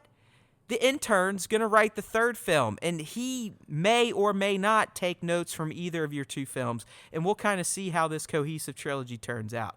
It just, when you say it out loud, dude, I don't know how anyone in that room making the money they make went, yeah, this is brilliant. Yeah, I mean, what they tried to do and what they failed to realize is they were trying to recreate what happened in the original trilogy. They saw 3 different directors, and they were like, okay, we can do that. But they forgot there was one man behind predominantly working on the story. Yes, other people helped George massage things, but George! Yeah, like, it was George Lucas and it was Lawrence Kasdan who built the original trilogy. And then with this one, if it would have been directed by J.J. Abrams, directed by Rian Johnson, directed by Colin Trevorrow, and then it was written by Lucasfilm Story Group or whoever the fuck for all 3 of them. Or just J.J. I mean, fuck it. Chris Terrio. It doesn't matter. Yeah, if it's one writer that is telling a cohesive narrative. The directors could have worked with the writer, but you had the writer there to sit there and slap people's hands and be like, nope, you don't get to kill Luke. Yeah, it's like, hey, you don't get to do this. Yeah, we need him later. Like, he's already planned to be in the last movie. Follow the act. Follow the beats that we have established. There you go. Okay, good boy. Now good girl. Now you're back in your lane. Okay, now play in your sandbox. Yes, you can do that. Yeah, you can. Oh, let me check. Yeah, go ahead. You can do that too. Yeah. But no, don't do that, motherfucker. I mean, that you needed that. Yeah. And that's what we thought this story group was, but they're just a bunch of fucking, pie fuckers doing nothing. Yeah, like they literally, the way that I heard them described is they are a living encyclopedia. I was like, that is completely useless. A living encyclopedia? My ass, I guarantee you, if I see Pablo and I ask him a question, like a deep dive question, motherfucker's still probably going to have to pull something up on goddamn Wikipedia. Yeah. I mean, the only problem that I have with this one is like JJ not happy with the story TLJ. Okay, I can see that because he definitely had his own tale that he wanted to tell.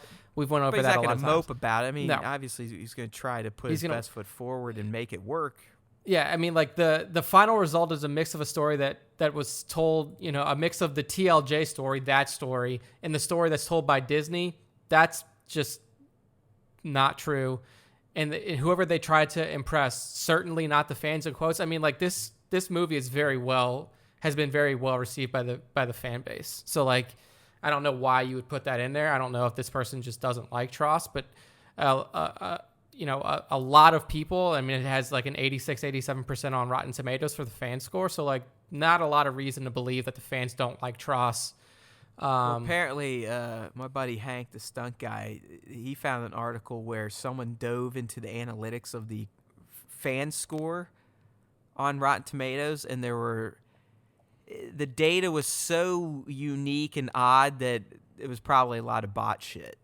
For Tross? To pump up the fan reaction. I mean, it could be, but then you would have literally just almost identical reviews were just being posted over and over, like the same sentences were being used by multiple different users. Yeah, I mean, you would have to do that for like every movie, though. Like, bro, what do you think fucking Russians do? I mean, what do you think bots are? I mean, that's all. It's so easy for a bot hacker to be like, all right, here we go. Oh, yeah. In 2 seconds, so those bots will teach themselves to create fucking a million accounts and drop 900 shitty reviews. Oh, yeah. I know, but it's just like you can't just do it in a silo. Like if you're going to do that type of analytical like review for Tross, then you have to do it for TLJ and TFA so you can compare the two and not just say, look, this one has evidence of tampering, but we didn't look at the other ones. Like just do it across the whole thing, and then I'd like respect the research a little bit more. But you can't just say, this one looks fucked up. Don't worry about the other ones. They're probably fine. Like, go the whole fucking 9 yards. Well, I think the same thing could be said on TLJ, that the fan score so fucking low is also probably because of bots and the opposite. Oh, I think the Last Jedi fan stuff is actually really high. It's like 97% or something. Oh, no way, dude. It's 43%. Never mind. Yeah, see, it's like I said, they're complete opposites of each other. Yeah, so... You know what I mean? Yes, they're bots working both ways. Yeah, I mean, you just gotta. I don't know. Like, if that's the case, then like we've been saying, don't ever fucking read reviews for a movie before you go see it. Always go see a movie for yourself. That's the last thing here before we wrap this and move on to the top 5. Apparently, JJ wanted to push for the Finpo thing, but this was another Disney, like, no way, too much controversy. They'll definitely not come and see this. And I could see that 100%. I don't know if JJ was really pushing for it or not, but I could 100% see Disney going, you want the two main dudes, one's black, one's Hispanic or Latin or Latino, to be gay?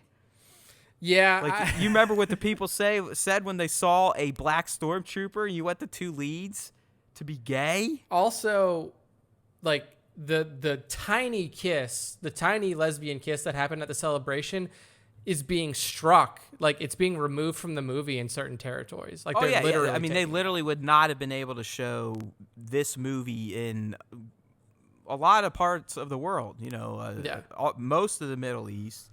I'd say Russia for sure. China, no way. No, yeah, like, and look, probably, you never know. So, and that kind of harkens to, like, one thing that I put in my, like, 2022 and beyond. What do? You have to please China. Like, if you want a Star Wars box office that's going to rival Avatar, that's going to rival fucking, Avengers Endgame, you need to please China. You're saying this to Disney, because in the end, I'm a fan. I don't give a fuck about China. I just want good stories. I don't care if Star Wars movies make $1 billion. I really don't. They don't need to make $1 billion for Disney and everyone involved to make a lot of money. Oh, yeah. I mean, a lot of times they only need to make about $500 million, and they're still getting a lot of fucking money. Yeah. So, like, for the people who care about the box office, if you want Star Wars to blow the box office out, you need to win China. Well, you have to. I mean, Nick is, while it sucks, he is right. If we want more Star Wars, whether it's good, bad, or amazing, it's got to sell, and it's got to hit numbers that the accounting people at Disney have projected well into the future to make Bob Iger happy and the shareholders happy. Oh, yeah. I mean, look, for those of you who, I'll link my article in it, but for those of you listening, here's the big thing for China. Endgame, $870 million U.S. box office total. $614 million in China, second highest by a lot. That's more than the next 10 territories combined. TFA lifetime box office $2.06 billion, highest grossing Star Wars movie ever. $937 million in the U.S., the highest grossing U.S. release ever. $124 million in China. That was below the U.K., and China has 10 times more people than the U.K. Like, yeah, if you win China, if TFA wins China, it's the highest grossing movie of all time by a lot. Like, it's not even close. Like, that movie could have made probably $500 million more easily if China would have gravitated towards it. But yeah, I don't know. I don't know if that's their strategy at this point. Maybe at this point they're just like, hey, fuck it. Let's do what we can to get it out of our known core audiences and not worry about these motherfuckers. But money drives everything in this world, and Nick is right in a sense. If we want Star Wars to continue on for decades, it's got to be profitable in the eyes of the scumbags, unfortunately. Yeah. It really doesn't matter what we think or what fans think or the stories we're getting. It just has to make money in the end to the people that sadly control the license and can shut down anyone else that wants to try and make stories about it. Yeah, and look, neither Matt and I are in the camp of people that think that, like, Star Wars, you stop making Star Wars content. Like, we think, I think that this sequel trilogy I'm was fucking very furious that we're on a break. I mean, it's fucking bullshit. I mean, it's stupid. I really enjoyed the sequel trilogy. Did I like everything about it? No. Were there down points? Were there things that could have been improved? Yes, but I don't want to fucking burn Star Wars to the ground. I love Star Wars, and I love the content that's being created. I love the things that are coming in the future. And to think that, like, because of, a subset of fans didn't like certain of the 2 movies that released in the sequel trilogy that you need to blow it up and just fucking put Star Wars to bed forever. That's fucking ridiculous. So, well, yeah, he's trying to recapture the TFA buzz where, Star Wars movies were gone for what, 10 years. yeah, and And that's why, I mean, obviously, yeah, TFA is a really good movie, but the reason I think it has such a high domestic gross is because it's like, oh, fuck, it's back. Let's see if they've fixed it and it's not going to be the prequels again. Then people saw it, they're like, fucking hey, that was awesome. Yeah, it's a little A New Hope-ish, but fuck, it's not the prequels. Let's keep going. yeah, I mean, it's, and another thing that like people don't realize is that Jurassic World, the first one, shattered box office records the same year that that TFA came out.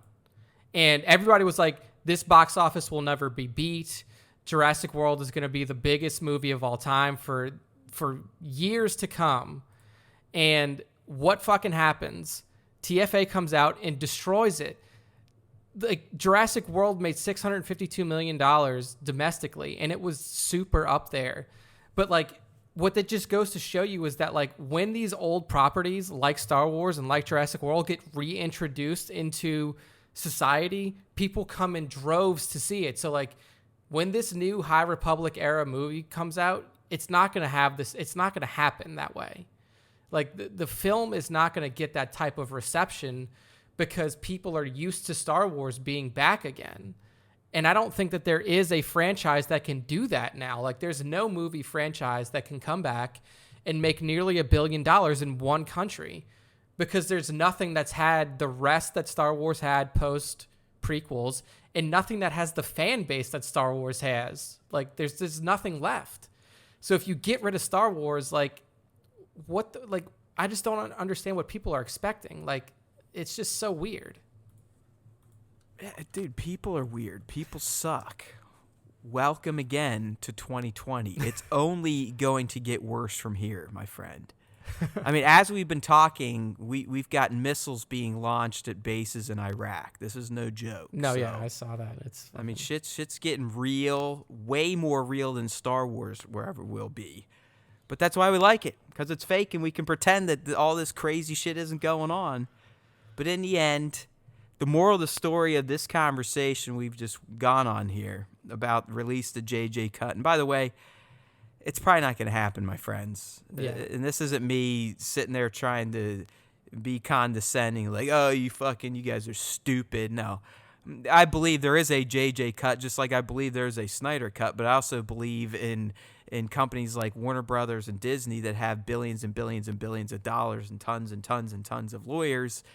We're not going to see the shit unless they feel like making a quick cash grab. So we're never going to see the supposed 3-hour cut.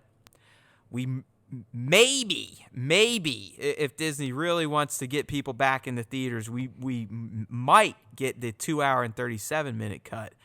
But I highly doubt that. I think at best they would do something like they did with Endgame and maybe, add a scene back in that's not even fucking finished with VFX. Yeah, and I mean, fucking call it a day. The only thing, like, they're obviously, with this whole slew of rumors being out there, some people are, pseudo reporting. I don't know if there's any sort of confirmation behind this, but that Disney plans to do like a Endgame style re-release for theaters and add in some more time, but then the Disney Plus cut will add in even more time. So I don't know how much if this is even true, this is probably not true, but like, what would you add for the theatrical? What would you add for the Disney Plus is then your question. But yeah, I agree with you. It's highly unlikely that we get it. I really think this is going to be another release the Snyder Cut movement where it's a fan movement and it'll remain a fan movement and it's never going to happen. It's because if they release it, they're essentially admitting fault. They're saying, we fucked up and this is what we should have given you. Well, oh yeah, especially at this point, they can't do it. Yeah, like they would look because, like... And if they, just think about it, people. If they release a cut and it's 1,000,000 times better, I mean, I would almost riot over that. Yeah. I would go riot. I'd be like, what the fuck's wrong with you motherfuckers? Yeah, like who watched this cut and said, you know what? Fuck that. Let's Let's cut that awesome shit out and let's carve this up, stitch it back together, and that's what we're going to peddle to these bozos, Matt and Nick, in Star Wars Time Nation. I mean, what the fuck? So you're not going to get it. The movie you got is the movie you got. The only person that fucks with Star Wars movies is George motherfucking Lucas. And guess what? He's not allowed to anymore. Yeah, that's in the contract. You're not getting any extended version of Tross. Yeah. And if we do, thank fucking God I'm always wrong. Okay? All right, man, let's go ahead and try to round this cast out. We got one more segment to go, and that is a segment that most of you are clicking into right now because you don't love us unless we love you. I get it. I get it, but that's fine.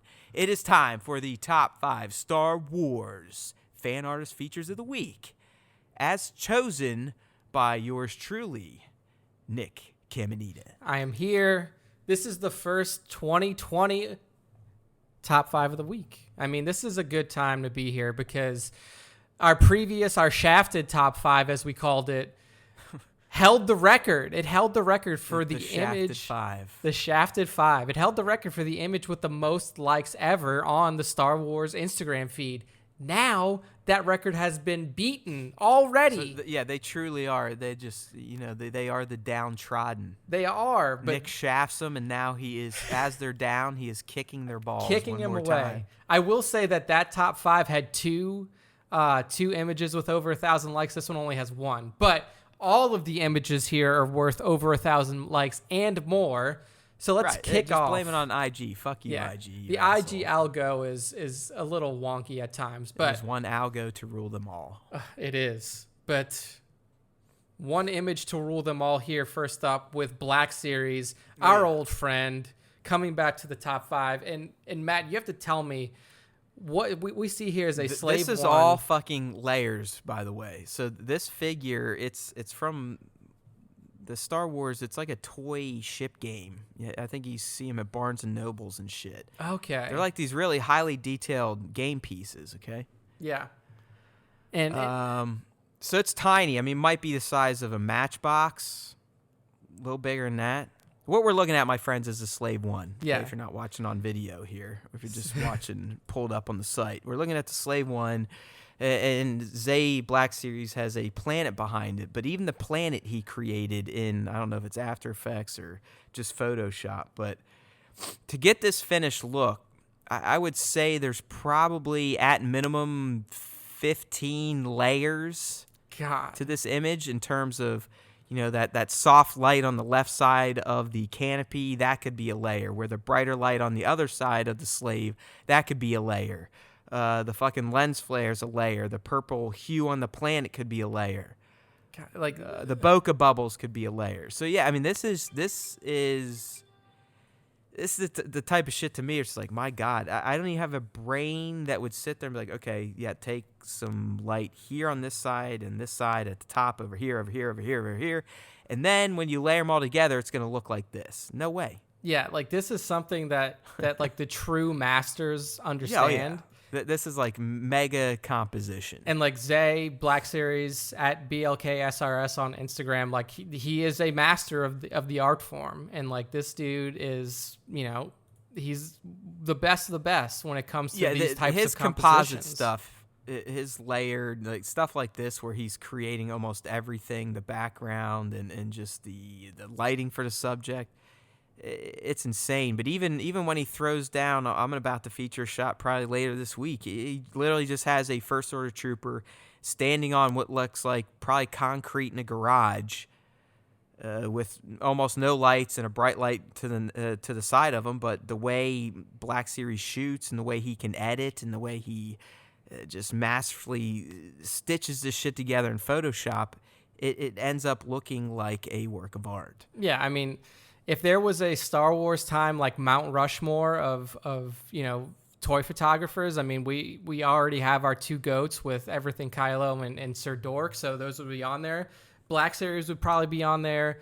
Then you would have to have like a duel to the death for the 4th spot, or we just put fucking 5 people on our Mount Rushmore. Yeah, we would have to increase ours. I mean, Papa almost has to be on there just on the amount of features. Yeah, like it's between, if we had to put a fourth and it had only be 4, it would be between Papa and 1/6. And like Trevor is a master, and so is Papa. I mean, it's tough to figure out who would be.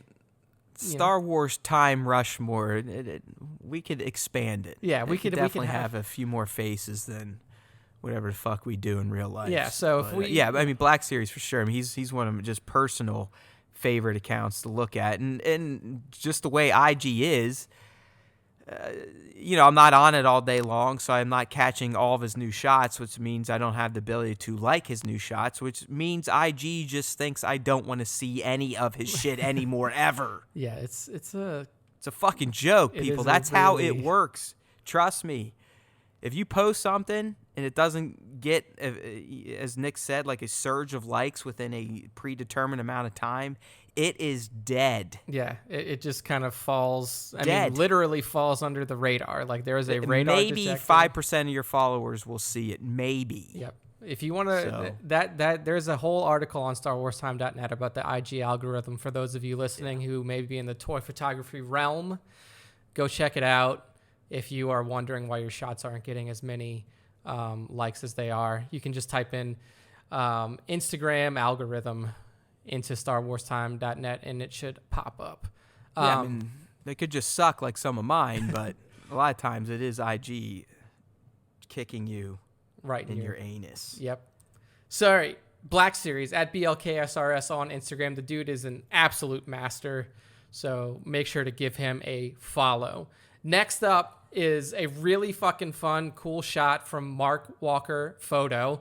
And it's a semi-scene recreation from Tross. And what we see is Rey floating in the air, Jedi meditation style, with the rocks floating around her. And she has kind of BB-8 looking up at her. The only difference from the actual scene recreation is there's not like a second layer of rocks rotating the other way. But I thought that this was super cool.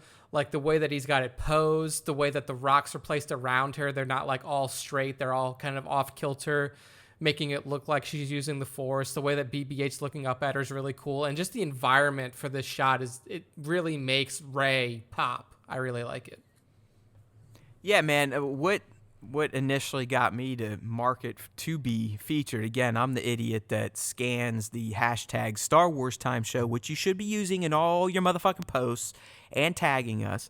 I'm the one that kind of scrolls through it every morning and looks for shots to throw up there for the almighty Nick God to select for the top 5. And this one it's that natural bokeh that snagged my eyes. I mean, if you just look behind Rey, what Mark got there with light just coming through tree leaves is fucking stunning. I mean, I love bokeh shots. I used to do a ton of it when I just did pops and I was just learning shooting outside. I mean, really, this shot reminded me of where I started shooting outside and how much I miss sometimes. Just getting out there, not fucking worrying about setups or backgrounds or having prop pieces, and just fucking plopping a figure down in your yard, down the street, in a parking lot, at a creek, and shooting it and seeing what type of background nature can give you. So I love that he got that bokeh pop there from that tree. Yeah, truly, truly cool shot here by Mark Walker Photo. And if you go to his feed too, he's got a new shot up there. I don't know if you posted it 5 hours ago, of fucking C-3PO doing a kickflip on a skateboard. Looks pretty sick. So yeah, everyone. Because I suck, but almost every Star Wars toy photographer has done a skateboarding shot because they're cool. I mean, they're cool, especially with C-3PO. I fucking love it. Fucking looks look really at the troopers back there, like what? I know. Fuck? It's like one of them's got like his head, it's like scratching his head, like what the hell's like, going on? What the fuck? It's good, dude. So at Mark Walker Photo on Instagram, good stuff. Next up is kind of floating back into Matt's old realm a little bit, and it is a photo from another Matt at Matt Jessup on Instagram. There you go. How about this? A Funko Pop squad shot. Yeah. And, I don't know, man. Like I said, I don't collect them anymore, but they still catch my eye here and then in the photography. And just I do still like the chibi aesthetic, but Matt Jessup is one of the better pop guys out there, especially at staging. And you can see that. I mean, look at I mean, he's got like shit thrown down the table there. It looks like it looks like cookie toppings. It does. Almost. I mean, like he's definitely going for a crate vibe with like the red sand and everything like that. Yeah, but what we're talking about here is a group of, it's all the Knights of Ren, and they're placed properly. You know, I like how he has them staged. You got some slightly out of focus up there on a platform. You got the others are standing. They're almost doing the pose like they do in the movie. Their big scene in the movie where, you know, JJ brought in a helicopter to circle around them for that villain shot, and that's about, you know, all they do. Yeah. But I like a good pop shot, especially when you get more than one in there, because a lot of times just a solo pop is hard to make pop, if you will. So when you get multiple in there, you know, I feel like there are a bunch of little people are going to come out here and start talking to me. And no, I'm not on drugs. Oh man, but yeah, I mean the level of detail he put in was pretty fun too. Like the little special effect for the guy on the far left, give him a little glow to his rod, his weapon, is really cool. And yeah, I mean there's a very limited amount of things that you can do with a pop in terms of like, you know, posing and stuff like that. But you know, the way that Matt Jessup has these set up really does kind of give. I mean, honestly, he deserves a medal just for prying all the goddamn bases off their fucking I was feet. gonna ask you that. I was like, did the bases come off easily? If you look at the lead guy, right? See how his toe is kind of pointed up a little bit? Yeah. I guarantee that's from where Matt was jamming a knife under his fucking foot to pry him off. Guarantee it. That's the only way you can get them off, dude. I used to have to soak their fucking asses in boiling water to loosen up the glue. Sometimes they just pop off. Other times you're in there basically trying to send yourself to the emergency room, stabbing at a little pop's plastic feet, trying to, you know, fulcrum or lever the fucking thing off. Jesus Christ. But that's one of the biggest reasons I don't collect or shoot them anymore. I have a bunch of pops that, you know, through the Smuggler's Bounty or whatever, I refuse to shoot because of the fucking base at this point. So Jesus. Well, fuck you, Funko, you dumb assholes. Congratulations to @Matt Jessup. Yeah, sorry, Matt. Didn't mean to get all angry during your segment there. It is a great shot. Those fucking bases on these things, and their spring heads, stupid. Yeah, stupid. Well, you know, it's good enough for the top 5. It's good enough for us. And Matt Jessup @Matt Jessup. On Instagram, MattJessup. Next up is this is a really fucking cool Tross recreation shot as well. And this is coming from Shooting the Galaxy, and it is of the scene that makes me cry every time I see it. It's when the fucking fleet comes in at the end of the movie to save the fucking day. Poe's sitting there in his X-Wing. He's listening to all of the people fucking dying around him.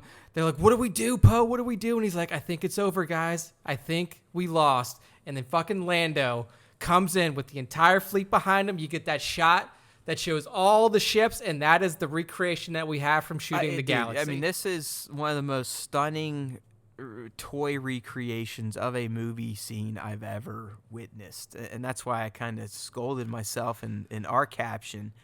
I just said, we are ashamed to admit that we missed this at Shooting the Galaxy creation initially, but we are now fixing that. I mean, this thing is a goddamn masterpiece, and I assume Hot Wheels or Micro Machine toy photography.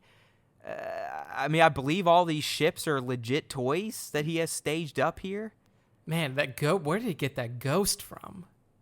Like the fucking Hot Wheels, dude. I mean, they make. You can probably go get all the ships from this movie now in die-cast form from Hot Wheels or a similar manufacturer. Wow. And they always make the little tiny ships. So that's what I mean. It's just fucking nuts. I don't know. Were all these things hanging by like fishing string somewhere, and he threw up a background on a computer or on a TV? But my God, it's just. I can't stop staring at it now. It almost has me in a trance. Yeah, I know. It's like when I saw this, there was no way that this wasn't making it into my top 5 because of how much this scene hits me emotionally. Right, dude. I mean, it is the definition of an eye catcher. I mean, as soon as you see it, it's hard to take your retinas back off of it. I mean, it's almost like pulling me into my screen right now. Oh yeah. I mean, look, Shooting the Galaxy, I know you're a big account, almost 12,000 followers on Instagram. If you happen to be listening to this, let us know how you did it. Is there fishing string here? Are these all Hot Wheels? Hey, he gave us a shout out in his year-end post. Oh, nice. I thought that was slick. If you read there we go. I also want to thank everyone who featured here. my photos. Yeah, Yeah, big and we small. made it there. Backs, I mean, hell, we're in there with the big boy there. Star Wars: The Black Series. He's like the master Star Wars toy photography share, but it's just Black Series figures, not like us or art. But I mean, look at that. Yeah, 122,000 followers. And he's another we're Matt. There too. It just kind of happens. Yeah. Matt Cohen, thank you for the shout out, sir. We really appreciate it, and we appreciate the art that you make. And yes, yeah, that's for fucking sure. I mean, this shot is just, my God, it is. Like it just fucking brings me back to that scene. Like it pulls me right fucking into it. It doesn't seem like it should be possible with toys of that size, but he pulled it off. Oh yeah, beautiful. So at Shooting the Galaxy on Instagram, absolutely fantastic job. And now getting to the new most liked photo on the Star Wars Time Instagram feed. He cheated. He used Baby Yoda. I mean, he did use Baby Yoda, and he also this is the first non-toy photograph that we've shared to get over 1,000 likes, and it is of Baby Yoda. It's technically two. So the first one we have is Baby Yoda dressed in the Mando's outfit, and this is all. Yeah, I had to share them both. I mean, these are Frangle Art. This is who we're talking about. Yes, I mean, he had these at individual posts. Was like, I don't typically like to just. Basically, I'm a lazy asshole. So I took his Baby Yoda and Mando Beskar armor and his Moff Gideon with Darksaber, and just did a multi-post here. And both of them are absolute gems in their own right. I mean, I led with the Baby Yoda. I would have been a moron not to. But the Gideon is just as precise and pristine and perfect. I mean, I just love this dude's style. He has a very unique style. It's not comic book.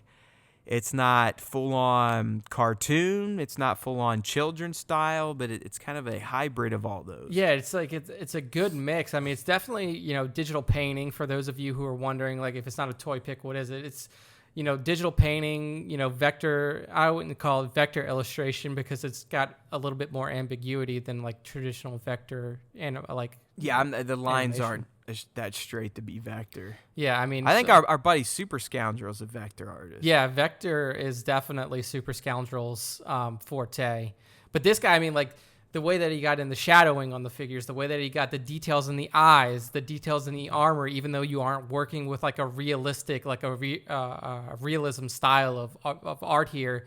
I mean, the fact that he has the signet, the Mudhorn signet on there, that he's got the Mythosaur chain on Baby Yoda. I mean, everything about this image is just. I mean, dude, just great. Baby Yoda in a fucking Mandalorian armor set. That's it. Yeah, that's all you need to do. I shared. I don't know if it would have been in your candidates for this week, but there's one. I think he's something like Urban Shogun Comics or something. But he did another one, but with the helmet on. It's just it's just as badass looking. Yeah, it's not as adorable, but it's more badass. Yeah, that one. God, yeah, that one is also fucking super. I'm looking at it now; it's super sick. But like, it just goes to show you like the IG algo, like this really awesome photo, and I'll just call it out now. It's Urban Shogun Comics, 112 likes. And then Frangle Art here, worth every 1,304 likes on this image of Baby Yoda, and then also the Moff Gideon. The Darksaber that Moff Gideon's holding in that second image is crazy detailed. Like, that's such a good job of creating that. Yeah, we say it all the time. We sound like idiots because we're not professional, students of art, but the toy photography stuff is freaking amazing. I guess because I do it a little bit, clearly not as good as people like Black Series and Shooting the Galaxy. I'm like, okay, I see where that comes from. The art stuff, because I can't even remotely color in the lines or draw a straight fucking line, it's magic to me. It's not real. I don't get it. It doesn't compute. Yeah. It's just like, it's completely mind-blowing how people do this. It's fucking insane. I mean, it's the same thing, like people can sit down and just start making a song or some shit. It's like, okay, fuck you. Yeah. Why didn't I get any of this shit? What did I get? Yeah, we got the ability to talk for 2 hours. Yeah, right. And we had the of Star motivation Wars to do a fucking Star Wars podcast that a couple hundred people listen to. That's it. But at Frangle Art, FRANGLEART, all one word, on Instagram. I mean, it's a killer image, and this guy, like, he's clearly a fantastic digital artist, illustrator. I mean, if you go on his thing, he's got one that he shared yesterday of he lives in the Cayman Islands, and it's a fucking Darth Revan, sick as fuck, Siri. Oh yeah, from don't The worry. Witcher. I've got his old or middle-aged Kenobi and his Revan in the queue to share. Oh, I mean, yeah. the dude's a fucking Mac dad. Yeah, so even a Cal Kestis he threw in here too. I mean, the guy is an absolute killer. Hell, so. I mean, look at Siri, look at Geralt. I mean, it doesn't matter. Look at Han getting ready to go down. Dude, that one is wow. Just like wow. I said, just scroll through the page. That you hear what Nick's doing? I mean, he's essentially ejaculating all over himself, and it's okay. I mean, that's what this type of art does. That's what good art does. Is it's just like you look at it and you're like, holy shit, man. I really do. I mean, I'm not lying. One of my, if not my favorite thing about being a fan of geeky shit is art. Yeah. Fan art in particular. It's insane that people create this with their fucking hands. Yep. And I mean, that brings us to the end of our top 5. All of these people here are fucking killers. Black Series, Mark Walker photo, Matt Jessup, Shooting the Galaxy, Frangle Art. Beautiful, beautiful stuff this week. And it's a good kickoff to 2020.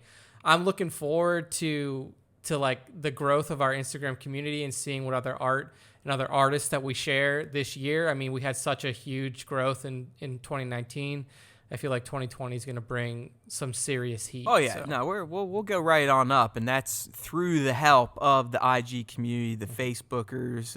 We're getting some new followers over there, and some interaction over there too. And as we usually do about this time of a show, we can't stress enough the interaction and how much it helps us.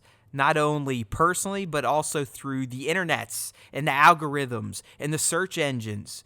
Trust me, the more the people like and rate, review, and comment and share the Star Wars Time Show on iTunes, on Spotify, TuneIn, whatever, the higher it's going to climb up the ranks when someone searches for Star Wars podcast or a Star Wars themed podcast, best Star Wars podcast. That's what we're looking for. And you all can do that by going to StarWarsTime.net on a daily basis, I might add. See what type of new content's out there, because pretty much every day outside of maybe one day on the weekend, there's going to be at least one new post. It could be new art. It could be a rumor. It could be speculation. It could be a video. It could be one of Nick's essays. You just never know. That's why you got to go to Star blah, blah, blah, blah, blah, blah, blah. Sorry, I'm getting excited here. We put a lot of work in this stuff. I get excited sometimes. So StarWarsTime.net. Do the dance. Click around. Subscribe to the podcast. I just added some new platforms. I believe we are live on Deezer at this point. So if you're on Deezer and you've been saying, why aren't these motherfuckers on Deezer? Well, guess what? We're now on Deezer. We've also submitted to iHeart and Pandora, so hopefully those come through sooner than later. But, there's always time for Star Wars time, right? So help your buddies out. No money required. Just likes, just ratings, reviews, and pass it along. Learn from our friend Greg Bird. He's getting very good at the dance. All right, my friends. Remember, if you listen to the Star Wars Time Show, the Force will be with you always.